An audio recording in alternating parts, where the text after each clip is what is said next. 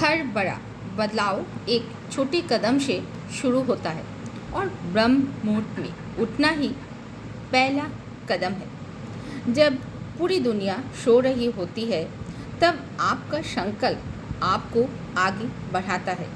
आइए आज से अपने दिन की शुरुआत योग और आत्मबल के साथ करें। मैं सीमा हूँ और आज मैंने ब्रह्म मुहूर्त में उठने की क्या फ़ायदा होते हैं उसके बारे में बताऊंगी।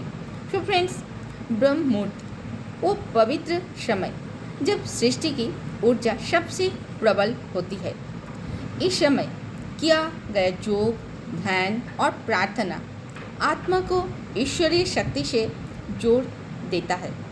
आइए इस दिव्य वेला में खुद को जगाए और अपने भीतर के प्रकाश को पहचाने।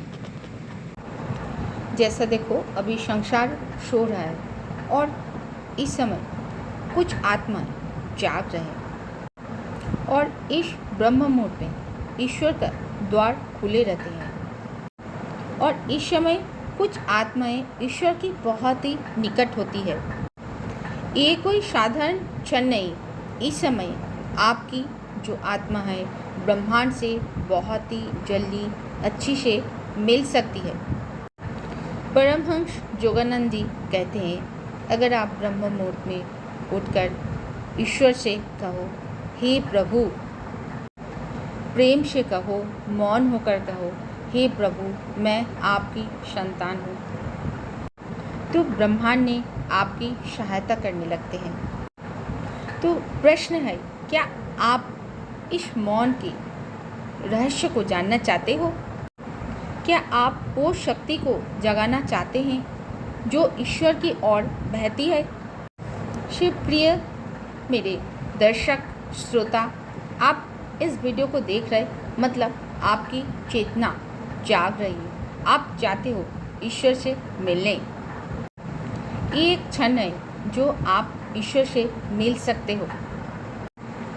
आज मैंने सिर्फ ज्ञान साझा नहीं कर रहा आपसे, मैं आपको आज ऐसा कुछ रहस्य बताना चाहती हूँ जैसे आपके अंदर ये गूंजता रहे। ये शब्द जो मैं बोल रही हूँ और इस वीडियो में बता रही हूँ, हर एक शब्द आपकी दिल को छू सकता है, आपकी जीवन को बदल सकता है। पर जब आप ये बात को खुले मन से स्वीकार करें। तो कई लोग क्वेश्चन करते हैं, ये ब्रह्म मुहूर्त में उठ के हमें फ़ायदा क्या मिलती है? जो ब्रह्म मुहूर्त वो समय है, उस समय आत्मा नींद से जाग उठती है, बट हमारा जो बॉडी है वो नहीं जागती है।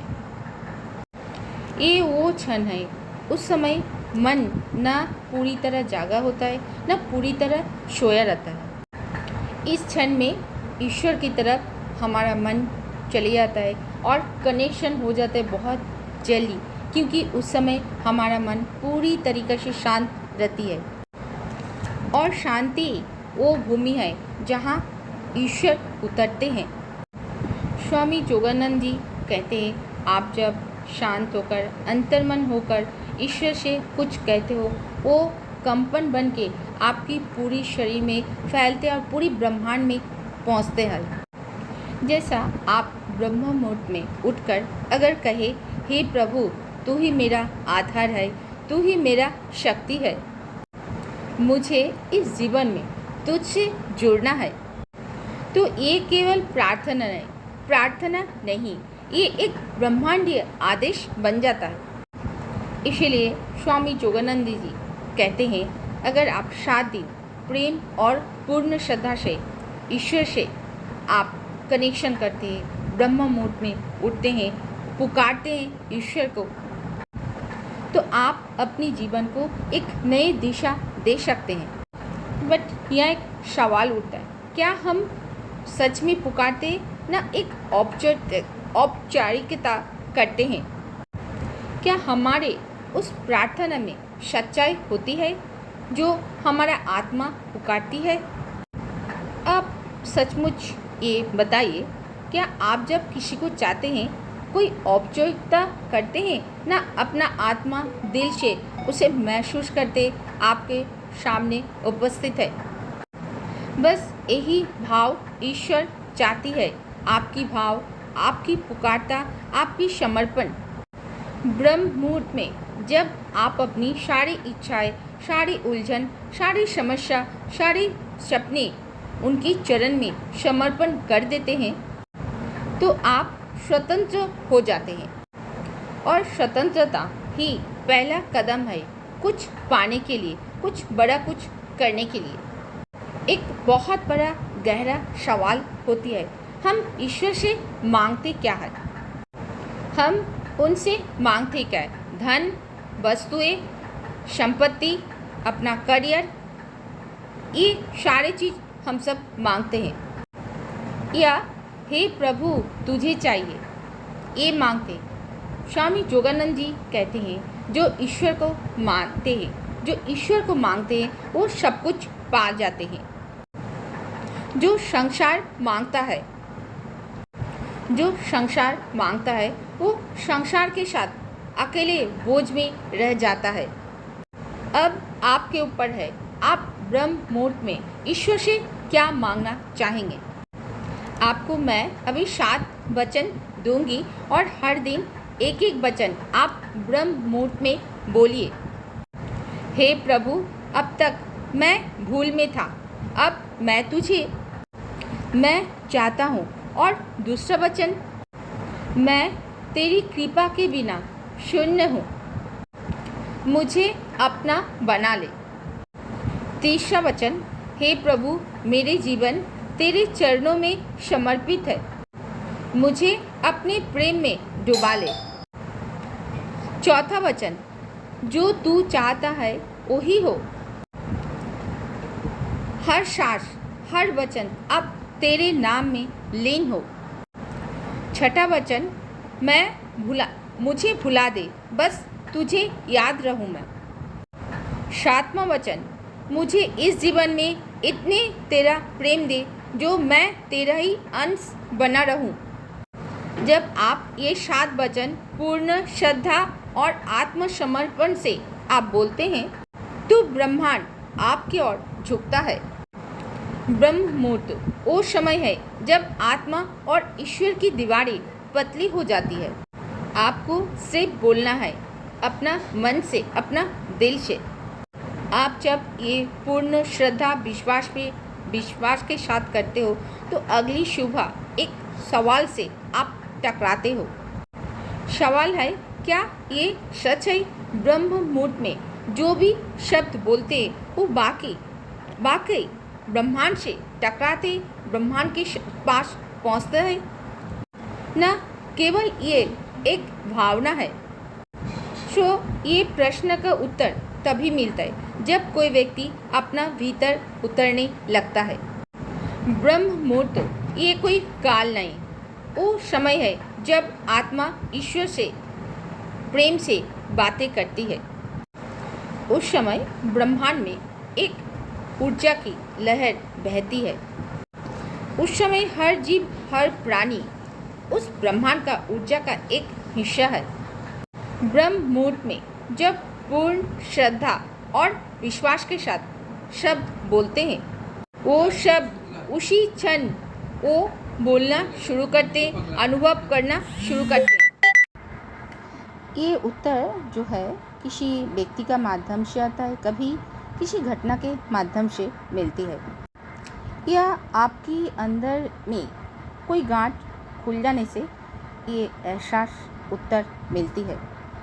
स्वामी योगानंद जी कहते हैं जब आप सच्चे मन से ईश्वर को पुकारते हो तो ईश्वर देर नहीं करते आपको उत्तर देने के लिए, पर तुम्हें चुप रहना होगा ये उत्तर पाने के लिए।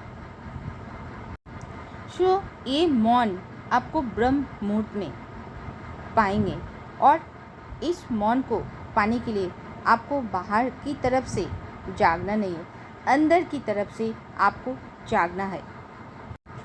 केवल ये आत्मसमर्पण से ही चमत्कार होती है। जब आप ये 7 वचन एक एक दिन करके बोलेंगे, और पहले दिन लगेगा ये शब्द है, दूसरे दिन थोड़ी अनुभव होगी, ऐसे करके धीरे धीरे आपकी अंतर आत्मा प्रकाश होगी। तीसरे दिन ये शब्द आपके अंदर में कंपन बन जाती है और 7वें दिन मौन हो जाते हैं। अपने आप ईश्वर के साथ बहुत निकट पहुंच जाते हैं। ये परिवर्तन अचानक नहीं होती है। जैसा कोई बीज जब बोते हैं, उसमें पानी देते हैं, सूरज की रोशनी देते हैं, उस तरह ब्रह्म मुहूर्त की साधना भी वही है। 7 दिन आपको ये प्रक्रिया से आपको अभ्यास करनी पड़ेगी। आप तभी सिर्फ ईश्वर से बोलते ही नहीं और आप समझने लगते, उनको ईश्वर को सुनने भी लगते हैं। जब आप नींद से उठते तब आपकी ब्रेन थीटा और अल्फा ये वेव की अवस्था में होती है। इस समय चेतन मन अर्ध जागृत होती है और अवचेतन मन पूरी जागृत रहती है। जो भी आप उस समय बोलते हैं सीधे आपकी अवचेतन मन में उतर जाती है।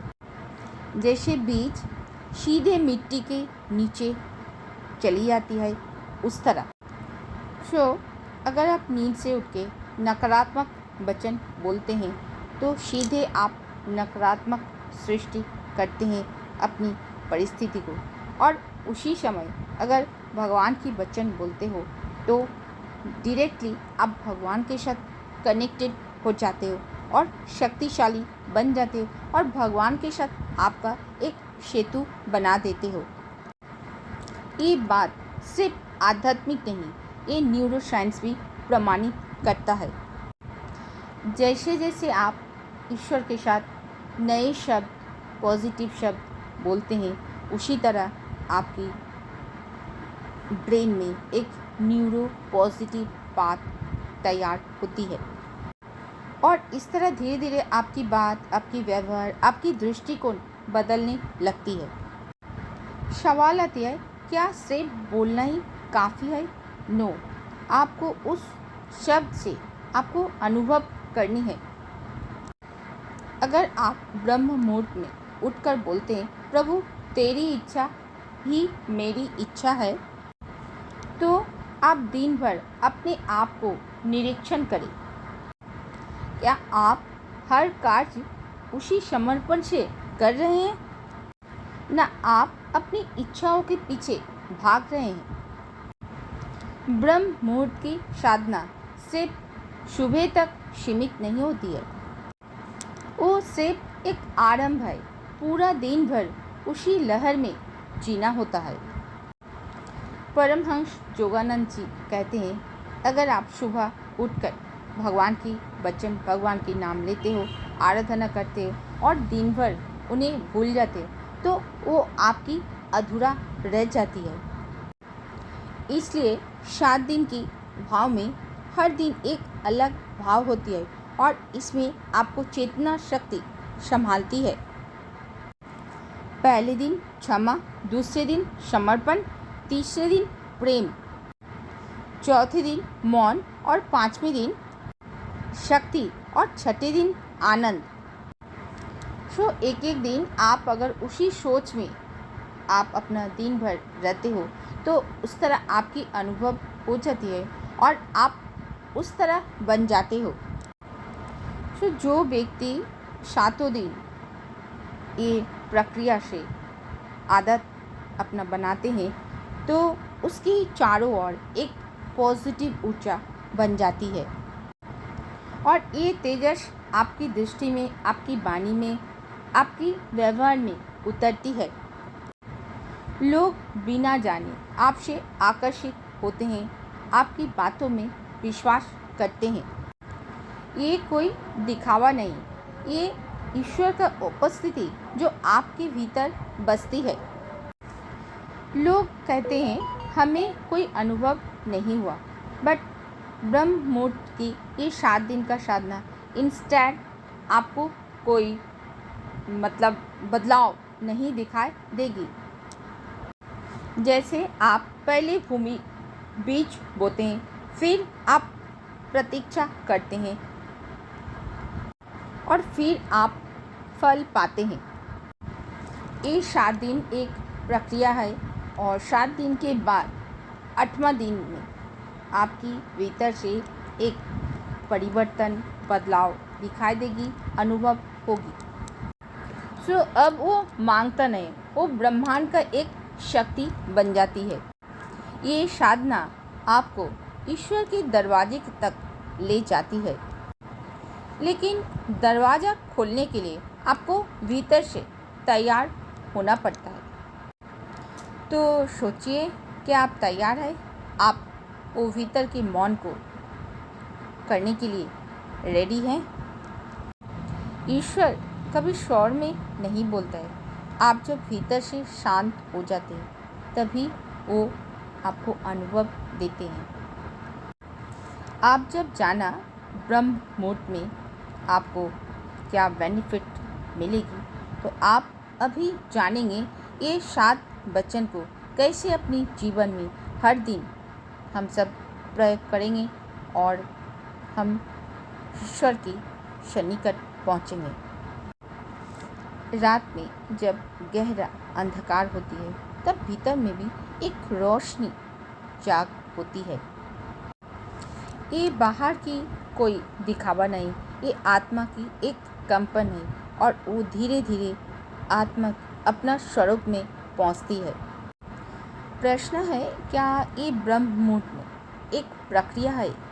क्या 7 दिन ये ब्रह्म मुहूर्त की ये प्रक्रिया को हम लोग आदत में बदलते हैं तो क्या हमारा जीवन में कोई बदलाव ला सकती है? क्या हमारा जीवन की दिशा बदल सकती है? यह एक बात बहुत गहराई से समझना है। साधना एक क्रिया नहीं, यह हर पल हर परिस्थिति में ईश्वर की अनुभव महसूस करना है। परमहंस योगानंद जी कहते हैं, जो ब्रह्म मुहूर्त में ईश्वर से बातें करते हैं और मौन रहते हैं, तो उन्होंने समझा कि ईश्वर मौन नहीं रहते, वो बोलते भी हैं। एक प्रश्न है, ये अनुभव कैसे हमारे जीवन में स्थायी रूप से बन सकती है? क्या ये 7 दिन की साधना हमारी हर दिन की आत्मा बन सकती है? इसके लिए है आत्मा का 7 चरण। पहले चरण है मौन में उतरना। साधना का पहला चरण है मौन।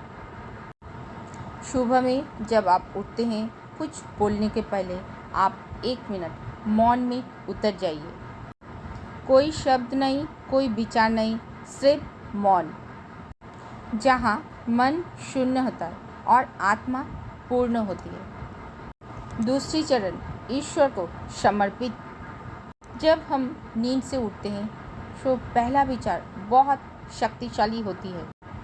नींद से उठते ही आप पहला विचार ईश्वर को समर्पित कीजिए। हे प्रभु, ये जीवन तेरा है, आज का ये दिन भी तेरा है, मुझे वो करने दे जो तू चाहता है। जैसे ही आपका ये विचार आता है, आपकी पूरे दिन दिव्यता और शुद्धता से भर जाता है। तीसरा चरण ईश्वर को देखने की एक दृष्टि।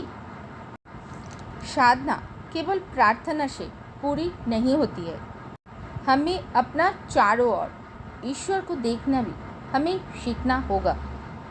परमहंस योगानंद जी कहते हैं, जिस दिन तुम हर इंसान में ईश्वर को देखने लगोगे, आप अनुभव करोगे ईश्वर हमेशा तुम्हारे साथ था।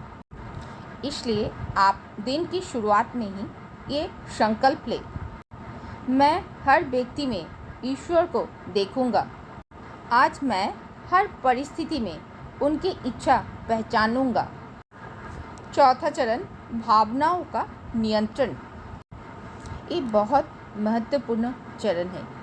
ब्रह्म मुहूर्त में ईश्वर के साधना के दौरान हम सब ईश्वर के प्रेम में डूब जाते हैं, बट जैसे ही दिन बीतता है हमें छोटी छोटी बातें विचलित करने लगता है। यहाँ पर एक बहुत ही साधारण प्रश्न उठता है, क्या हम सब भावना के दास है, या अपने अंदर शांति को धारण कर सकते हैं। इसके मतलब प्रत्येक क्षण हम ईश्वर के शरण में हैं